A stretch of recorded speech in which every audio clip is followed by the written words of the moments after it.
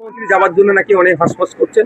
ওনার আমলে যখন উনি ক্ষমতায় মসনাদে ছিলেন, তিনি তো এই ধরনের ঘটনাগুলোকে খদ্দের ধরছিল, লাভ অ্যাফেয়ার্স, প্রেগনেন্ট ছিল বলে চালিয়ে দেওয়ার চেষ্টা করেছিলেন। এখন অবশ্যই যাওয়া দরকার, বিজেপির পার্টির পক্ষ থেকে যাওয়া দরকার, মুখ্যমন্ত্রীর যাওয়া দরকার। এই ধরনের একটা যে ঘটনা ঘটেছে, এটাকে তো কোনো মতেই এই কটা বাড়তে দেওয়া যায় না। আজকে 2 মাস এই সরকার চলছে, এই 2 মাসের মধ্যে প্রায় রাজ্যের 7 থেকে 8টাই ধরে ধর্ষণের কাণ্ড ঘটে গেল।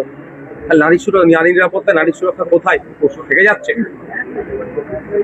শরীর থাকলে যেমন একটু ব্যথা জটটর আছে, একটু এই ধরনের হচ্ছে, এইগুলো কি ঘুরিয়ে ফিরিয়ে আসছে? এখন দেখার বিষয়, বিজেপির কাছে একটা বড় চ্যালেঞ্জ, শুভেন্দু অধিকারী মহাশয় রাজ্যের মুখ্যমন্ত্রীর কাছে একটা বড় চ্যালেঞ্জ, এটা একদিন কিভাবে গ্রহণ করছে। তবে আমরাও লক্ষ্য রাখছি, কোনোভাবেই ছাড় হবে না, কোনোভাবেই ছাড় হবে না। জয়নগরে যেমন একটি বাচ্চা মেয়েকে রেপ করেছিল, সেখানে আমি পৌঁছে গেছিলাম, প্রতিবাদ করেছিলাম।